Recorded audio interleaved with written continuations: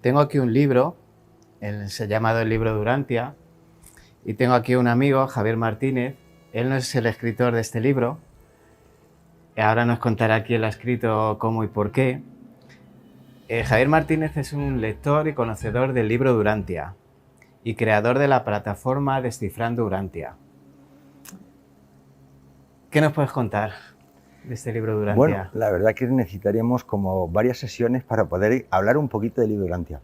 La verdad que el libro de Urantia es un compendio de ciencia, de tecnología, de historia, de filosofía, de teología y que acaba con la vida de Jesús, ¿no? Todo lo que aconteció en la vida de Jesús, que no nos cuentan en los 4 evangelios canónicos, pues en el libro de Urantia nos lo cuentan día a día qué fue lo que sucedió.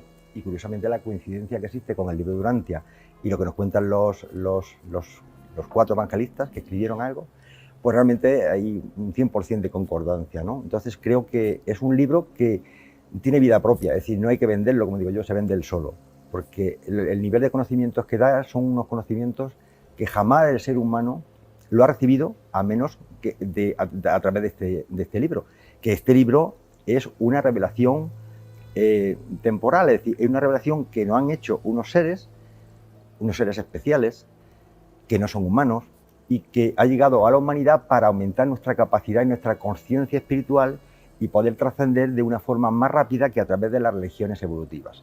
Y eso es básicamente lo que es el libro de Urantia.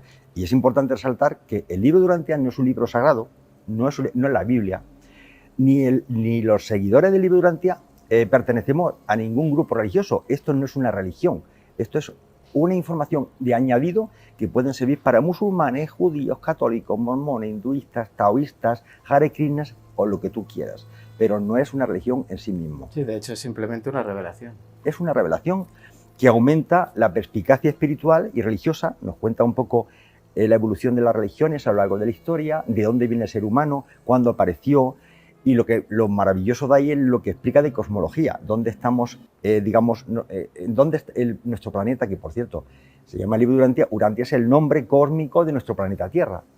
Entonces, ¿dónde estamos en el cosmos? ¿En qué superuniverso estamos? ¿Qué sistemas hay? ¿Qué constelaciones? ¿Cuáles son los anillos exteriores? Hay todo un mundo cosmológico que es inimaginable las cifras que nos dan. Y ahora actualmente con los nuevos descubrimientos, con los nuevos satélites, pues estamos descubriendo que todo lo que dice el libro de Urantia es cierto y está confirmado por la astronomía actual, no por la astrología, cuidado, por la astronomía actual. De hecho, esta entrevista la vamos a dividir en 2 partes porque da para mucho. Es un libro muy complejo, tiene muchísimo temario, muchísimo por descubrir. Y bueno, vamos a empezar por la primera parte que hemos decidido empezar, y es cómo se escribió, cómo se recibe esta información. Bueno, pues esta es una de las interrogantes más grandes que existe con relación con el libro de Urantia. ¿Y por qué es un interrogante? Pues mira, vamos a ver, los reveladores, los que no han dado esta información, lo que no pretenden es que se deifique al escritor ni a ninguna persona relacionada con el libro de Urantia.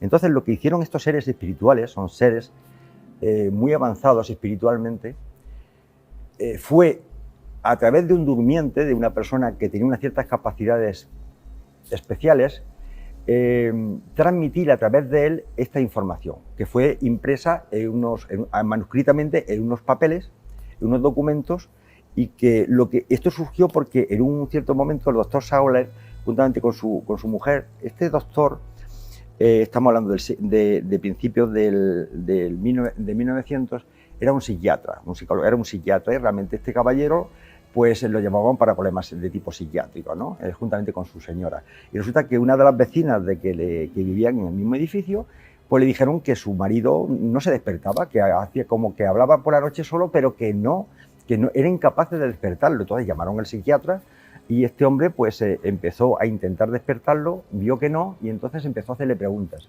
Y entonces comprobó que detrás de esta persona, y no es un tema de espiritismo, sino él detectó que esa persona quería transmitir una información.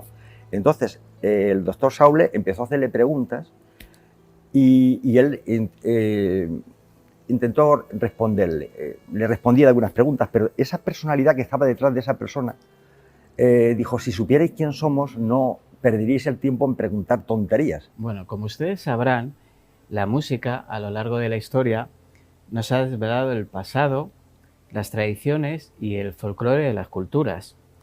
La música, ese magnífico lenguaje universal, nos trae hoy, a Enigmas de la Historia, a Ana Ortiz Winken. ¿Lo he dicho bien lo de Winken? Fenomenal. Porque no sabía exactamente cómo pronunciarlo y lo he estado ensayando, te lo prometo, Wow. para decirlo bien.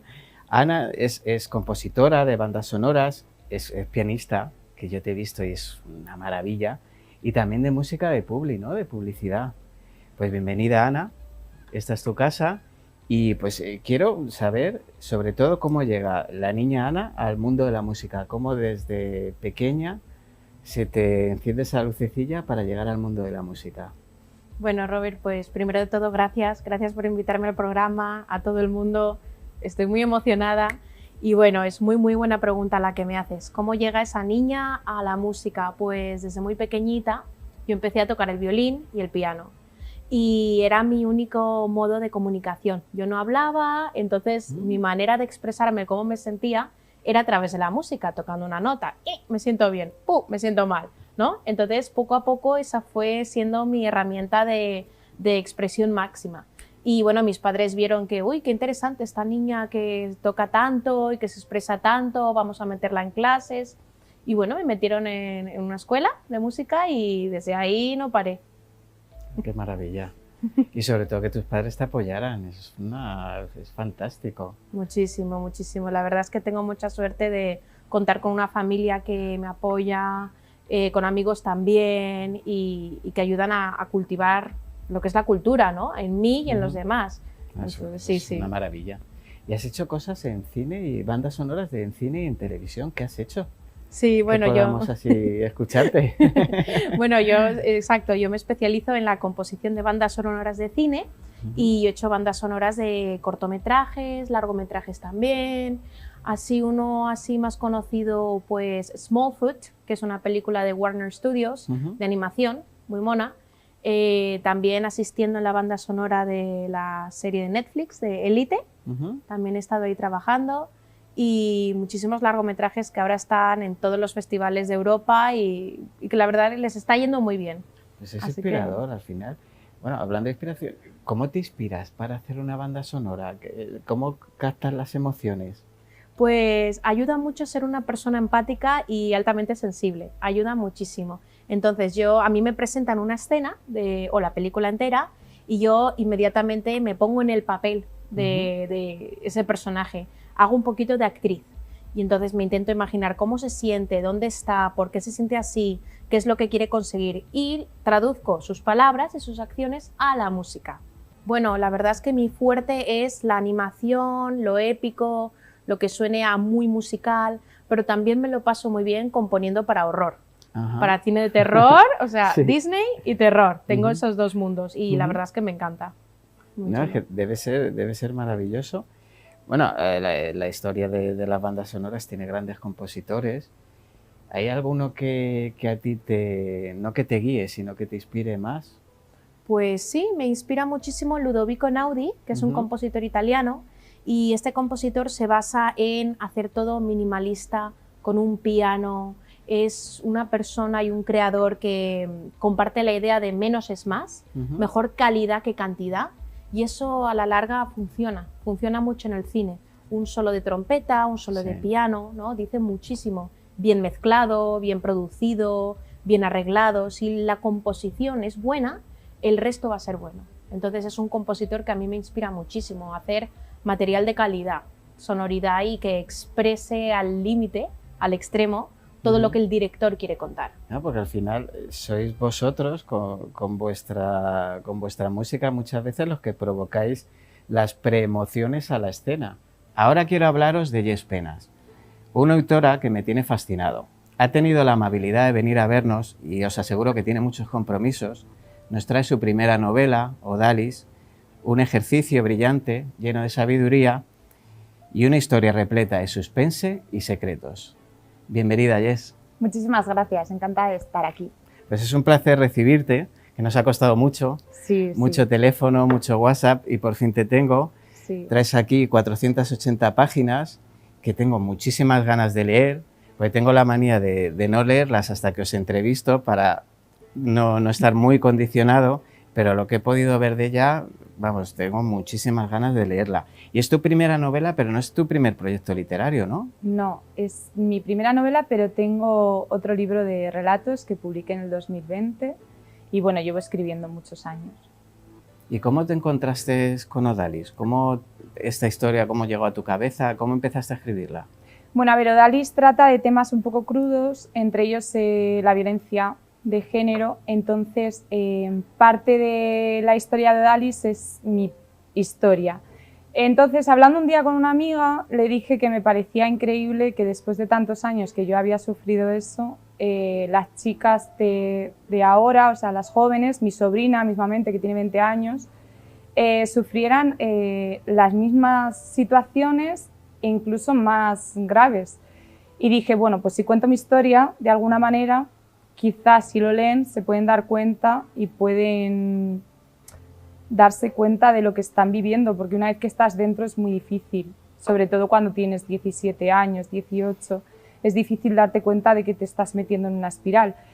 Pero cuando la escribí me sentí como súper vulnerable y dije, no, hay que cambiar esto. Entonces creé la trama familiar y cambié pues eso, toda la novela. Sigue estando la historia, pero no tan directamente como en un principio lo iba a hacer, porque me sentí súper vulnerable. Dije, no, esto no puede ser, no puede ser. Entonces ahora ya no se sabe las partes que son realidad, las partes que son ficción, y eso a mí por lo menos me deja más tranquila. Sí, al final cuesta desnudarte tu alma, tus vivencias y tu dolor.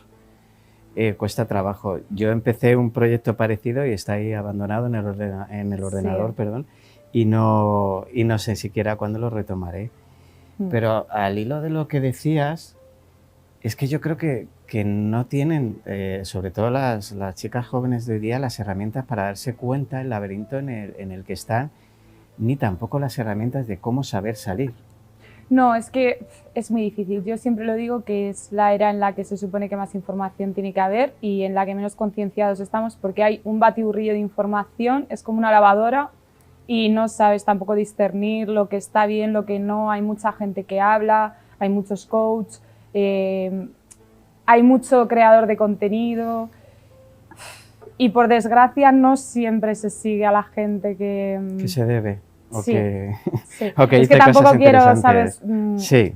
Desprestigiar el trabajo de nadie, pero es verdad que yo hay cosas que veo por internet que digo, no me lo puedo creer, gente con 900.000 seguidores que dice barbaridades y claro, todo eso lo ven chicos jóvenes, chicas jóvenes y se normaliza. Sí. Nos visita una escritora que yo tenía muchísimas ganas. Durante la primera temporada intenté traerla, pero se nos complicaba por fechas y en este programa 13, en este primer programa de la segunda temporada, quería contar con ella sí o sí. Ella es Patricia F. Montaño. Muy buenas, Patricia. ¿Qué tal? Por fin, bienvenida. Muchas gracias. Yo estoy encantada de estar aquí, así que muy contenta también de haber podido coincidir ya para por fin, madre mía. Es que al final es muy complicado. Sí, tienes que hacer el encaje de bolillos con la vida en general, sí. Y luego, pero bueno, al final todo es cuestión de motivaciones y de prioridades, así que por eso estamos aquí hoy. Bueno, yo estoy encantadísimo de que estés aquí. Te llevo siguiendo bastante tiempo por las redes sociales y tu obra literaria, que me parece de una necesidad fabulosa de conocer. Estás en proceso de una trilogía Eso es. Entonces, si te parece, vamos a empezar por el primer libro de la trilogía, por Salmo 73, que además transcurre en nuestro amado Toledo. Por supuesto, eso era un requisito fundamental cuando me planteé escribir la trilogía. Sabía que se iba a desarrollar íntegramente en Toledo. Los que amamos Toledo sabemos por qué. Y bueno, pues en este primer libro, en Salmo 73, lo que he intentado sobre todo ha sido hacer un libro muy rápido, de mucho entretenimiento y también, por supuesto, que tenga un poquito de trasfondo social, ¿no? Al final, yo misma digo que es una novela negra, y si no es negra es oscurita, porque bueno, se sucede una serie de asesinatos, pero también siempre se marca un trasfondo social, ¿no? Y luego, pues, las calles toledanas que nos acompañan en el transcurso de toda la novela, que eso también es fundamental. Y bueno, pues ¿en qué consiste Salmo 73? Pues principalmente es esa serie de asesinatos, pero que tienen una característica muy particular, ¿no? No solo su protagonista, que es la inspectora Rojas, que es maravillosa, que espero que la podáis conocer pronto, a través de las páginas, por supuesto.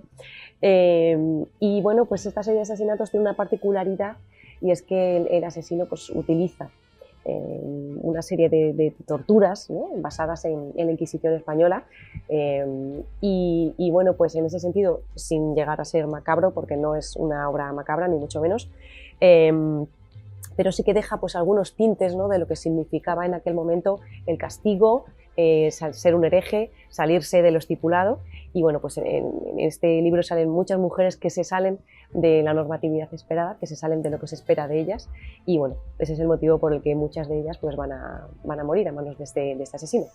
Es un libro que transcurre en la época actual, pero tú has tenido que documentarte. Sí, mucho. Además, este primer libro he estado mucho más tiempo pensándolo que escribiéndolo, o sea, no hay ninguna duda.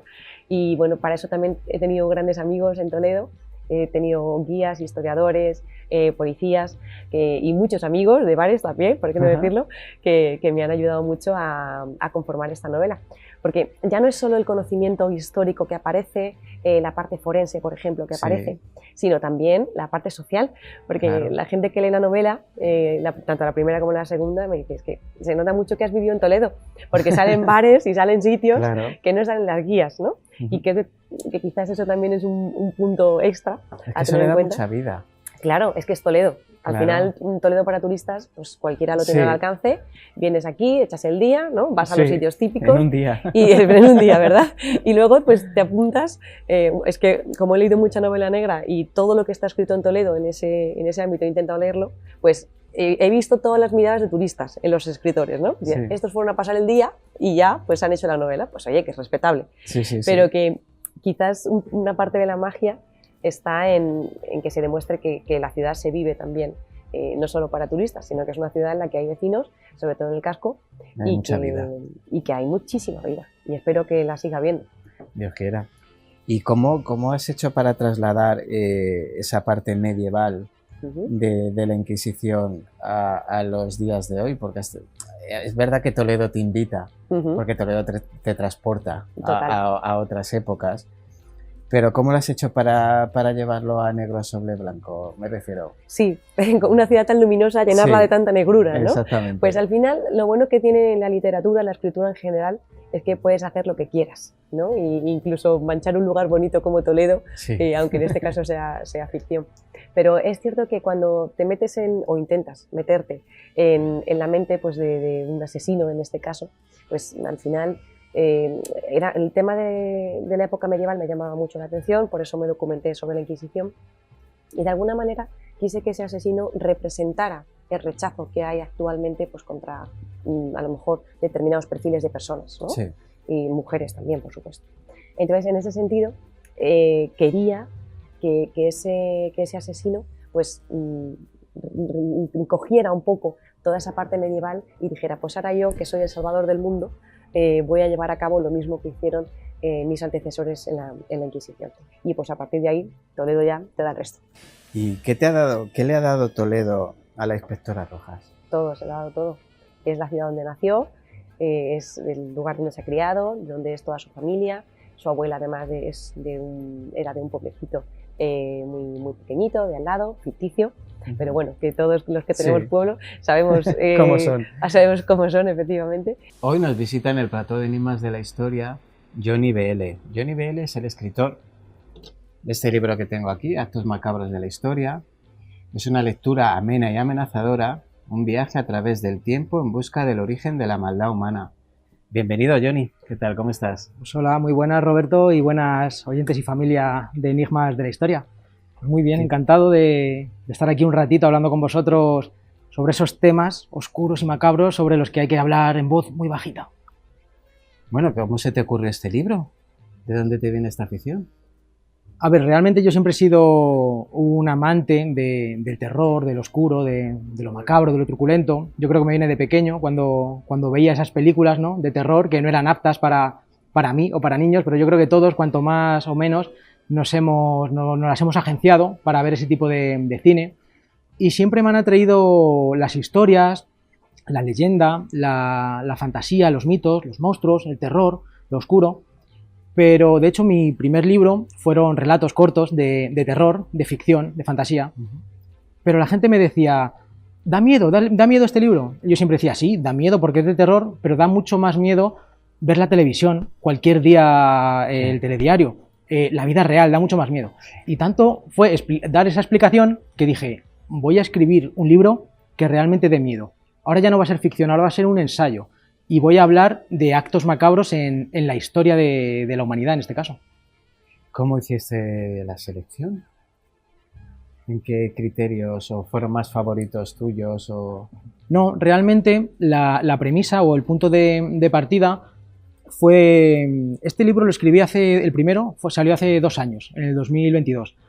Y estaba en una época de mi vida que creo que muchas personas quizá lo vivan, que lo ves todo negativo, todo te parece mal, pierdes la fe en la humanidad, nada más que ves todo oscuro, todo mal. Estaba cabreado con el mundo y llegué a un punto de reflexión que dije, vamos a ver, pero el ser humano es malo per se, porque está en nuestro ADN, porque somos malos, somos malvados, o nos vuelven malos pues determinadas condiciones, la fe, la cultura, el país donde haya tocado vivir, la familia, el nivel adquisitivo, etc, etc. Y ahí se me ocurrió la idea, el germen, de hacer este libro y decir, voy a irme desde la prehistoria hasta el presente y voy a irme por los 5 continentes. Voy a ir recopilando historias de todo el globo, de todos los acontecimientos que yo creo que han sido importantes, de todas las culturas, y me lo he tomado como un viaje personal para descubrir yo en mí mismo si el ser humano es malo o nos volvemos malos, o quizá no, o quizá estoy equivocado. Y qué mejor manera que un libro, pues para que, ya que yo voy a descubrir en este viaje, pues para que el lector viaje conmigo y también saque sus propias conclusiones. Así que me fui en determinados continentes y demás a buscar los casos que yo creía más representativos, más truculentos, más macabros. Algunos continentes me han resultado más fácil, por ejemplo en Europa lo tenemos todo mucho más a mano, mucho más cerca, América también, pero luego por ejemplo también en Asia hay cosas que son muy locas, hay casos muy locos, pero es otra cultura, hay que pensar que es otra cultura, es otro mundo, otra manera de pensar y de vivir. Entonces creo que ha quedado un buen compendio de casos, de acciones cuanto menos cuestionables llevadas a cabo por el ser humano. A principios de julio, sin ninguna noticia de su amante Bobby Kennedy, la señorita Monroe se desplazó a Tijuana e interrumpió su embarazo. En 48 horas estaba de vuelta en Los Ángeles, pero ya sin bebé Kennedy y acompañada de una acuciante depresión, pensando para sí que si ese cabrón la había mentido iba a pagarlo. Marilyn dedicó todo el resto del mes en amenazar a Bobby con conceder ruedas de prensa, donde revelaría todo: su embarazo, su relación con él, su romance con el presidente, las relaciones del clan Kennedy con el conocido mafioso Sam Giancana. Publicaría su diario, su famoso libro de secretos, le concedería una entrevista a Louella Parson, la temida y respetada columnista de Hollywood, contándolo todo. No la iba a abandonar otro Kennedy. No lo permitiría. Bobby estaba atemorizado. Su hermano y presidente John Kennedy le había ordenado abandonarla y él no había sido capaz.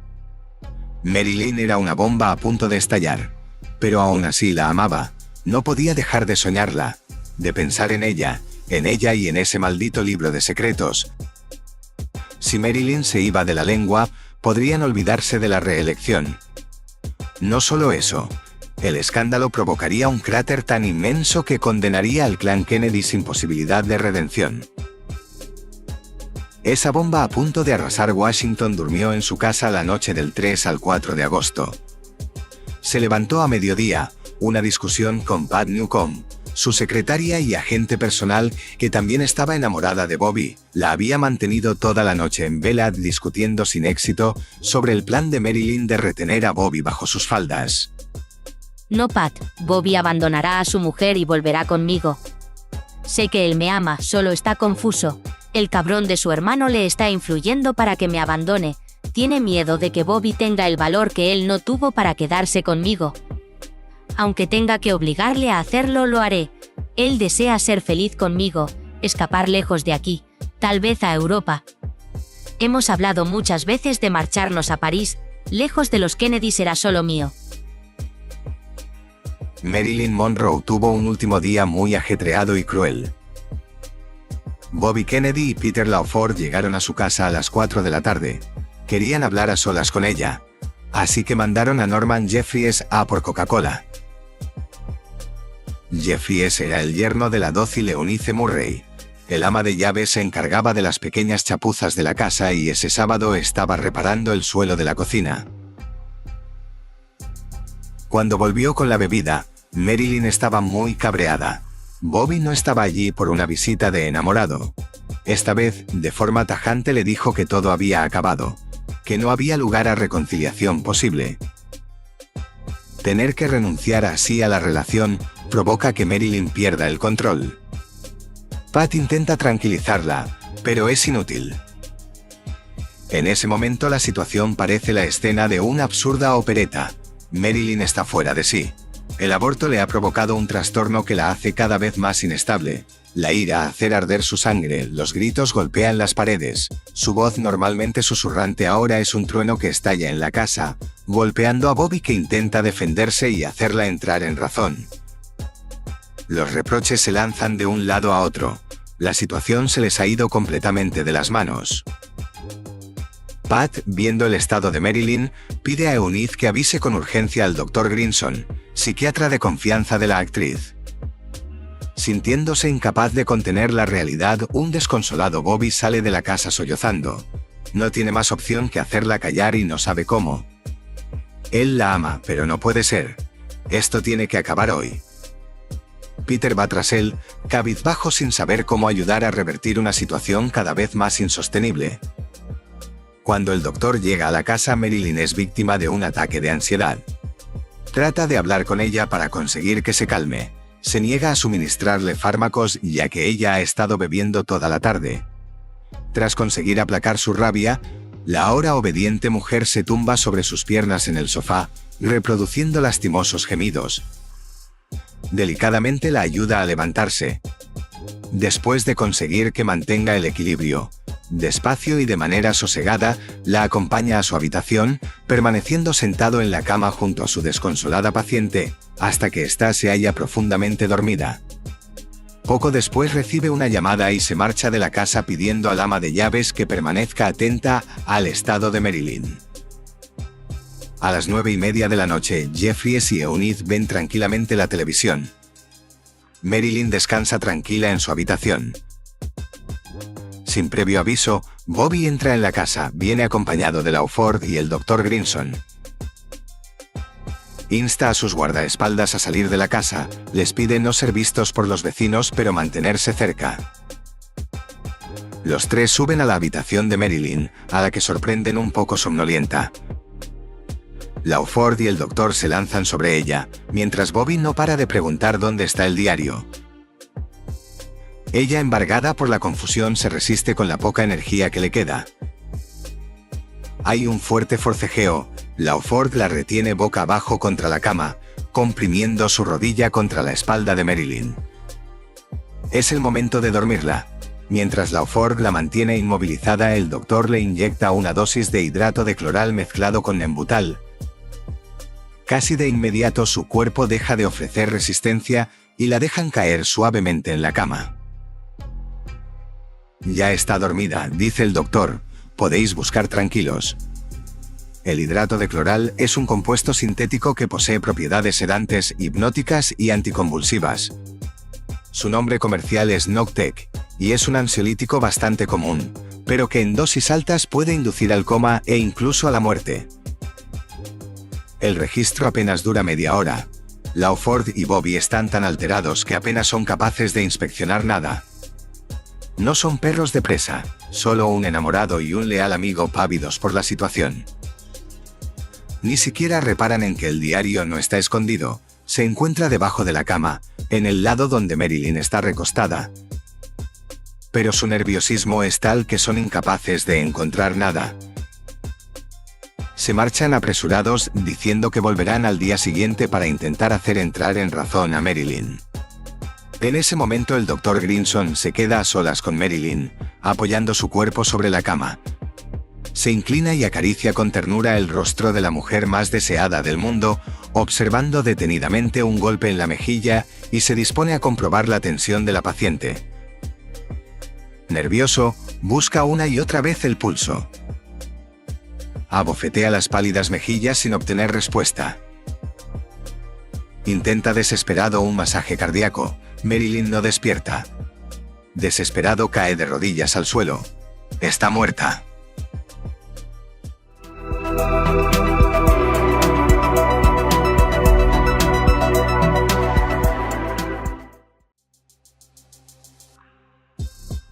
En el año 1885 se presentó en Tolox un sujeto que se hacía llamar Padre José. Cargaba a sus espaldas una imagen de Cristo de tamaño natural. El presunto sacerdote no tardó en impregnar con su evangelio a la crédula y temerosa población. Su inquietante mensaje insistía en la necesidad de la salvación ante el advenimiento inminente del fin del mundo. Si querían ser salvados y perdonados, solo tenían que brindar donativos a tan dogmático hombre. En esta atmósfera de perdición y perdón aparecen también otros dos personajes: el hipnotizador, Mateo Romero, y la espiritista y echadora de cartas Teresa Vilatoro, que enseguida fueron atendidos por los vecinos como el santo y la santa, y junto con el Padre José se unieron en las soflamas y oraciones que llevaban al perdón de tan impenitente población. Según los testimonios de época, el Padre José, mientras el pueblo rezaba reunido, entraba en trance y comenzaba a divulgar los mensajes que la Virgen María y Jesús le dictaban. Poco a poco, sus mensajes fueron entrando en el corazón de las buenas personas de Tolox, que ante el temor de un inminente apocalipsis empezaron a rezar diariamente en sus casas pidiendo ser ellos los elegidos para la salvación. Con el tiempo empezaron a destacar entre los habitantes del pueblo un grupo de beatas a las que se denominó las 4 columnas, entre las que destacaba Micaela Merchán, mujer que acabaría teniendo un papel notorio en los sucesos. Ese grupo de mujeres afirmaba recibir en sus casas una serie de cartas, supuestamente enviadas por Santa Teresa, cuyos mensajes apocalípticos difundían por el pueblo mediante habladurías. Pero transcurridos 6 meses, en agosto, como ha quedado documentado en los archivos del expediente, ocurrió algo que cambió el rumbo de los iluminados. Miguel Soto Martín, conocido como El Pilonso, un jornalero de 24 años natural de Tolox, aseguró haberse encontrado en un camino con el niño Jesús, a quien identificó como el niño de la bola, y quien casualmente también anunció la llegada de importantes acontecimientos.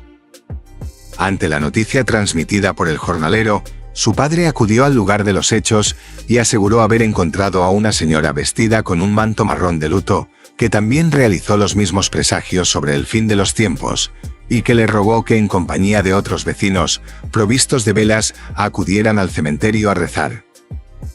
La experiencia de Miguel Soto fue tomada por sus compañeros de oraciones como la señal definitiva de que la llegada del juicio final era inminente. La presunta Virgen también rogó que acudieran a uno de los vecinos más ricos del pueblo para que le pidieran un reloj de oro como ofrenda.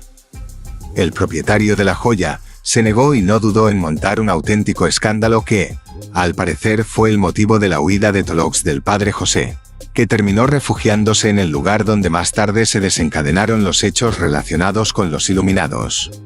Poco después, la ya citada Micaela Merchán hace público que en la noche del 23 de marzo llegaría el fin del mundo, por lo que citó a los integrantes de esta especie de secta, unos 25 vecinos, a reunirse en un lugar situado junto al río Verde, con el objetivo de poner fin a su vida, tras lo que recibirían un maná celestial que les permitiría no tener que trabajar nunca más. Todos allí debían quemar y abandonar sus pertenencias, incluso sus ropas, pues ante Dios y para alcanzar el cielo, había que comparecer desnudos. Poseídos por el burdo fanatismo, bailaron alrededor del fuego. Entablaron ritos y rezos. Tras consumir hierbas alucinógenas, prendieron fuego a las chozas de la propiedad del esposo de Micaela Merchant. Quemaron algunos animales domésticos y llegaron a infligirse castigos corporales, que motivaron la aparición de lesiones en algunos de los partícipes de tal siniestra asamblea, en la que incluso alguno intentó arrancarse la piel a jirones. Bien, hoy nos visita una persona que es muy especial para mí. Ella estuvo en el primer Enigma de la Historia que grabamos, nos trajo su primera novela y ahora nos trae un libro muy especial. Pero prefiero que lo explique ella. Muy buena, Susana Carrasco. Hola, bienvenida Roberto, de ¿qué nuevo. Me alegra Gracias. muchísimo que estés aquí. Otra A mí vez. también. Además que estar te lo aquí otra dije, vez. en cuanto traigas algo te tienes que volver. Y pues has publicado otro libro, pero no es una novela en sí. Es un anecdotario sobre un hecho real, así se llama, Cuando pienso en Rosa. Y bueno, es un conjunto de vivencias de una generación, ¿no? La nuestra.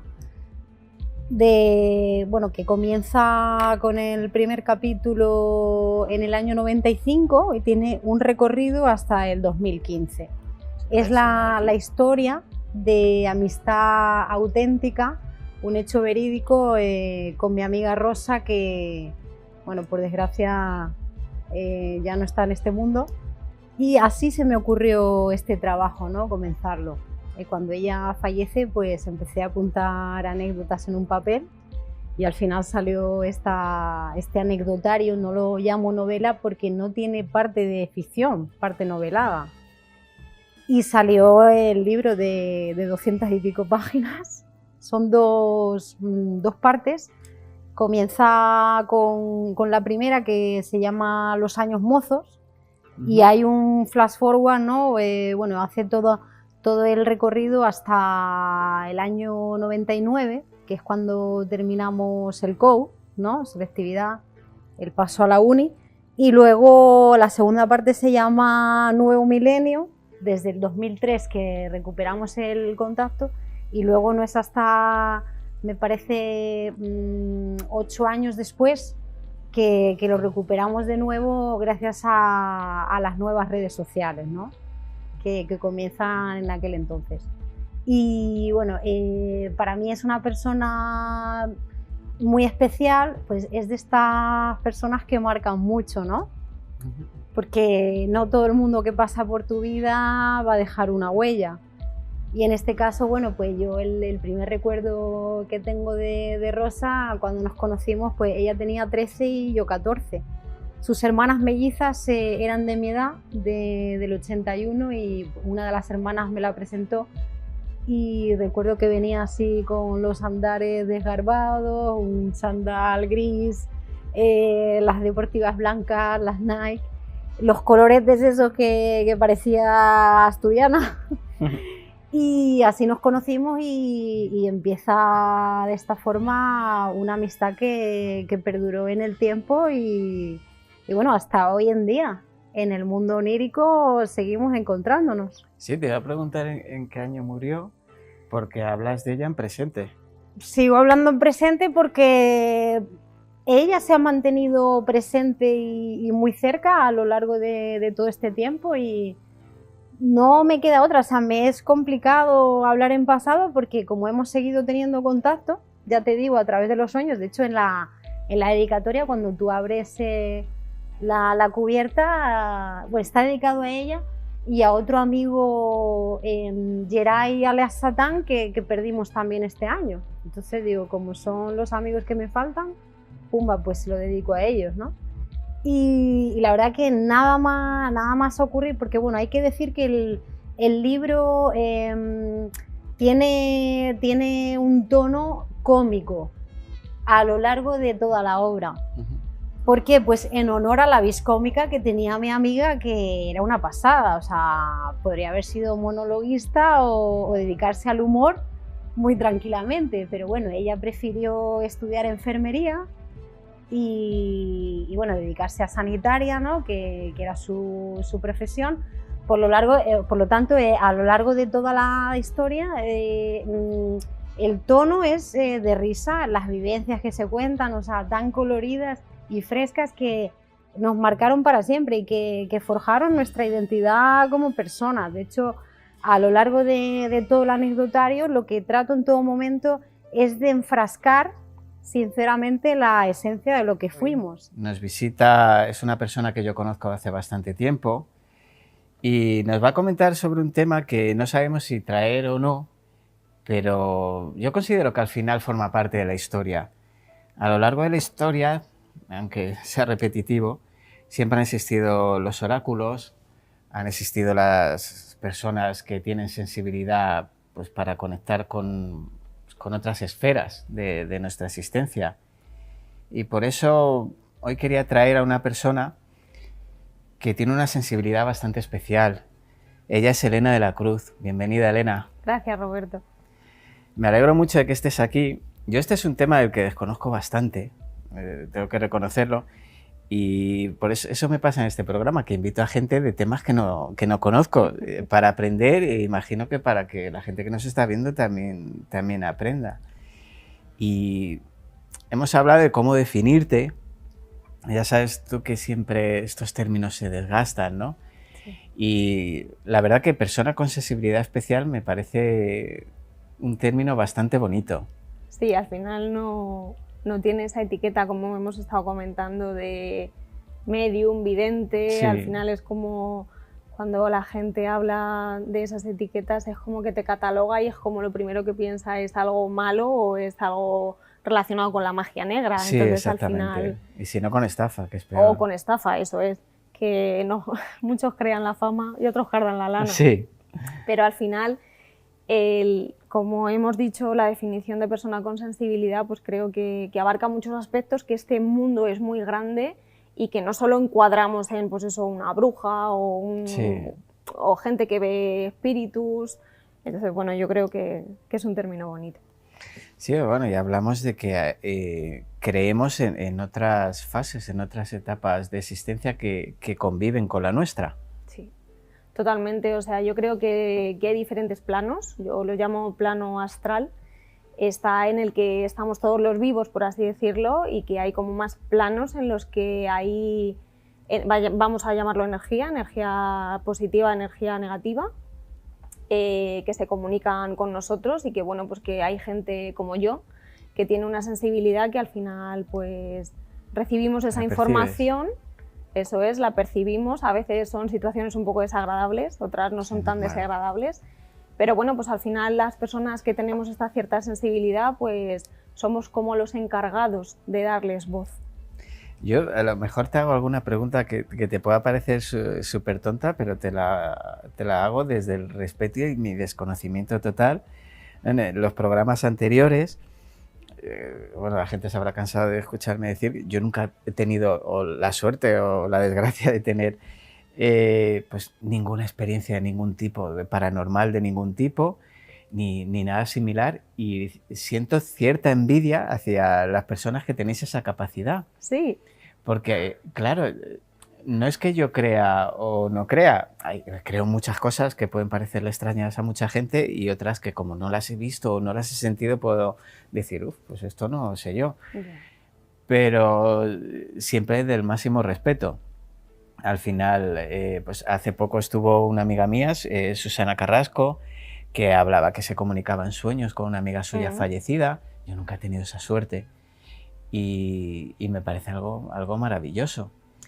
Y pues por ahí vamos a empezar, si te parece, cuando fallece una persona, ¿qué es lo que teóricamente pasa? O en este plano de creencia, ¿qué es lo que pasa? Vale, a ver, yo te puedo hablar desde mi experiencia, o sea, es verdad que no es algo que está corroborado científicamente, pero cuando una persona fallece, o sea, al final es verdad que hay estudios que demuestran que cuando alguien fallece, su cuerpo al cabo de 5 minutos pesa 23 gramos menos. O sea, eso hablan como que es del alma, que evoluciona, se va.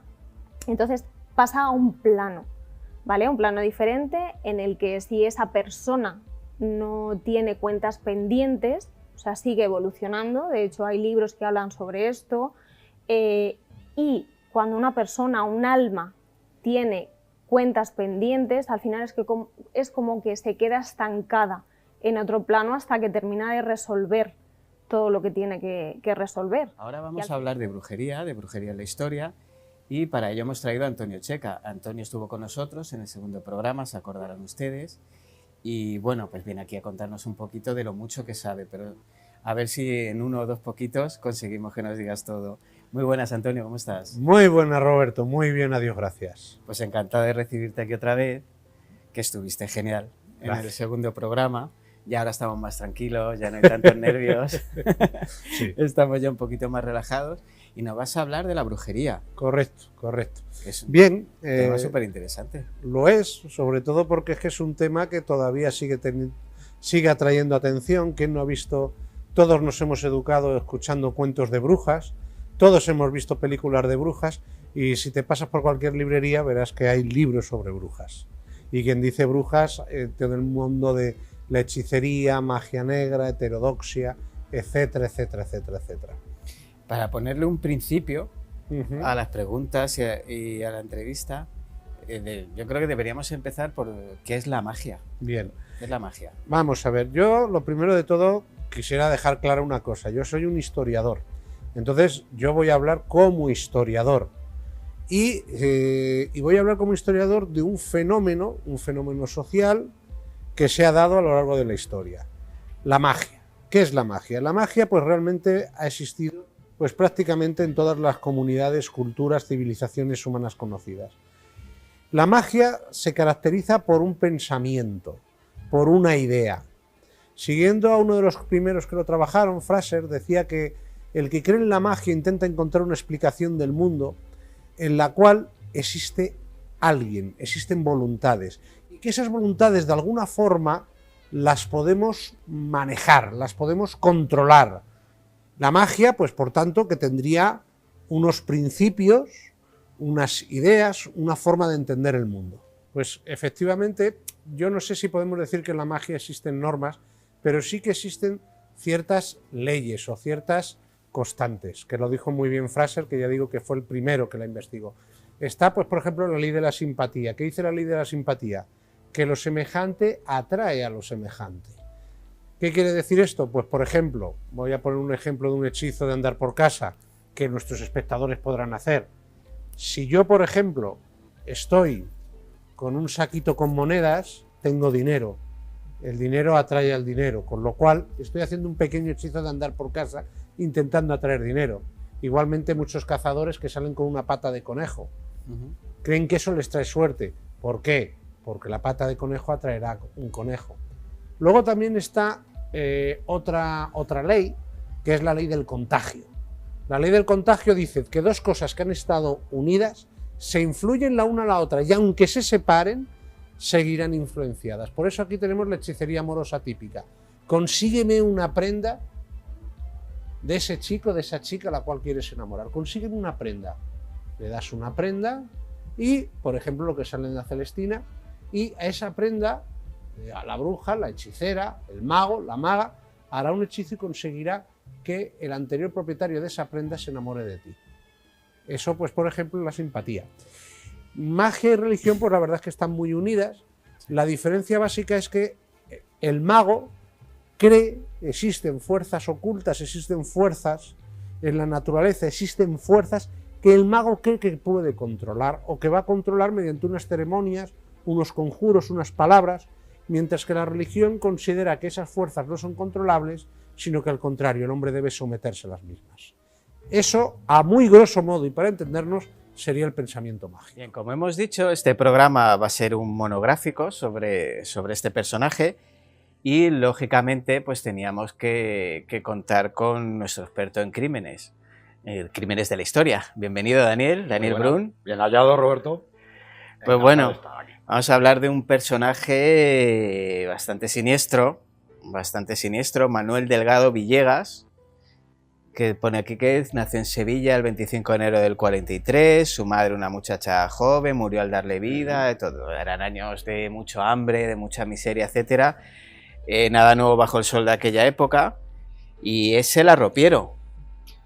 Exacto, si hablamos de Manuel Delgado, quizá nadie lo va a localizar, pero si hablamos del arropiero, yo creo que ya es un personaje que tiene muchísima fama dentro de la criminología y dentro de la historia española, porque estamos hablando del mayor asesino o uno de los asesinos en serie conocidos españoles, Sí. Con más crímenes en su haber, más todo lo que no se ha descubierto. Manuel es criado por su padre. Su padre vendía arropes en Cádiz, en Sevilla. Vendía arropes, que es una fruta, es una pasta. Yo la he comido. ¿Sí? Sí. Bastante es un dulce. Sí. Entonces de ahí le viene el nombre del arropiero. Desde el primer momento él y su hermana sufren abusos, sufren bastante maltrato por parte del padre. El padre al final termina mandándole con la abuela, donde también tuvieron la mala suerte de que uno de los familiares, creo recordar que era el tío, también, la verdad es que agredía bastante a los dos niños, en especial a él, que tampoco tuvo una infancia difícil. Hablamos de un perfil que se repite muchísimo en asesinos en serie, ¿no? Sí, y aquí tenemos el caldo de cultivo. Aquí tenemos el caldo de cultivo del asesino, porque hay que hablar que él ya tenía de por sí ese cromosoma del asesino. Estamos hablando del patrón trisómico del XY, que es conocido como el cromosoma del asesino, que luego ha habido mucha ciencia sobre ello, ha habido muchas discusiones por parte de científicos, por parte de psiquiatras, los cuales no lo determinan del todo porque es el mismo patrón que tenía el estrangulador de Boston, pero el estrangulador de Boston, sin embargo, no había tenido en ningún momento una infancia difícil. como la tuvo el arropiero, que sufrió también bastante por parte en el colegio, entre los niños jóvenes, porque hay que recordar que tiene dislexia. Hay que recordar que tiene un tartamudeo constante. Esto hace que también, por parte del pueblo, por parte de la gente, pues sea fruto de bullying y sea fruto también de maltrato. Y ese fue el caldo de cultivo de alguien que ya es propenso a la violencia, alguien que ya tiene un gen que le hace propenso a la violencia. Esto lo único que hace es convertirse en un desencadenante que convierte al arropiero en un monstruo, un depredador, el asesino perfecto, y hablamos el psicópata también perfecto. Que al final era un nivel económico muy bajo, los estratos más bajos de la sociedad donde se movía, prácticamente era un mendigo. ¿Y qué fue de su vida luego durante la adolescencia? Pues llegó a ser un poquito de todo. Llegó a ser chapero. Hay que recordar que era bisexual. Hay que recordar que tenía anospermia. Tenía también... es una enfermedad con la cual puede mantener lo que es la erección sin llegar a la eyaculación. Esto hacía que fuera una persona pues muy llamativa para quien buscaba sus servicios. Claro.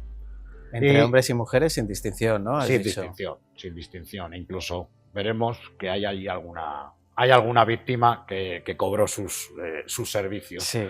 Pero vamos, hay que decirle que también siempre estuvo por el mal camino, siempre estuvo también metido en todo lo turbio, en todo lo oscuro, y es lo que realmente creó a este señor con ese bigote de Cantinflas, ¿no? Sí. Porque era adorador, era fan de Cantinflas, que es un poco irónico, ¿no? Sí. Del personaje de Mario Moreno. Un personaje tan encantador a ser lo que era este tipo. Luego ingresó en la Legión. Sí. Pero ahí fue peor. Ingresó en la Legión, fue peor, porque creo que descubrió una cosa que es súper importante en su carrera criminal. Hay dos versiones, no estuvo mucho tiempo, hay dos versiones, una que dice que él incluso llegó a fingir epilepsia para poder salir de ahí, y otra de que le echaron. Pero ¿cuál es lo importante que aprendió ahí? El famoso golpe del legionario. Y ella es Carolina Corbillo. Bienvenida, Carolina. Hola, muchísimas gracias. Me hace muchísima ilusión llevar esta sección y bueno, encantada de estar aquí. Bienvenida de nuevo. Vamos a aprovechar que estás aquí y vamos a hacer todas las cosas que podamos, ¿vale? Y bueno, lo primero, vamos a hablar de tu último trabajo, que lo tenemos aquí. Es un cómic, Ana, la princesa de Éboli, que a mí me parece una historia maravillosa sobre una mujer vilipendiada y muy mal interpretada. Pero vamos a empezar con la historia del cómic, si te parece. Cuéntame un poquito. Vale. Bueno, este es el cómic de Ana, la princesa de Éboli. El título, me gustaría remarcar que hemos elegido precisamente destacar Ana para intentar sacar un poco esta personalidad que la historia ha enterrado, ha moldeado. Porque claro, tú ves el retrato de ella con el parche en el ojo, ves luego todas las manifestaciones artísticas que hay de ella en ficción y claro, es un personaje que es muy dado pues a que se novele, a que se exagere, a que se invente sobre ella. También es verdad que tuvo relación con Antonio Pérez, que todavía no está probado, no se sabe a ciencia cierta qué clase de relación tuvo con él, pero él sí que estuvo implicado de una manera bastante grave, por así decirlo, por suavizarlo, en una conspiración que hubo en la corte de Felipe II, en la que hay asesinatos, en la que hay secretos de Estado. Entonces, claro, eso también jugó mucho en contra de ella. Luego, parece que me estoy metiendo con todo lo que se ha hecho con él. No, bueno, está bien, está bien. Pero es un poco para también explicar el punto de vista desde el que abordamos esta historia. Claro. Que, bueno, en ficción se la ha convertido como en un personaje malvado, como la femme fatale de la corte de Felipe II, que yo entiendo que es algo como muy atractivo también a la hora de elaborar historias y demás sobre personajes históricos femeninos. O también se la ha puesto como muy buena, muy... No, ella no era así, era todo lo contrario, era una beata, era una santa. Y es como... O luces o sombras, ¿no? Claro, era o muchas luces o muchas sombras primero y luego muchas luces. Entonces yo cuando abordé este personaje quise...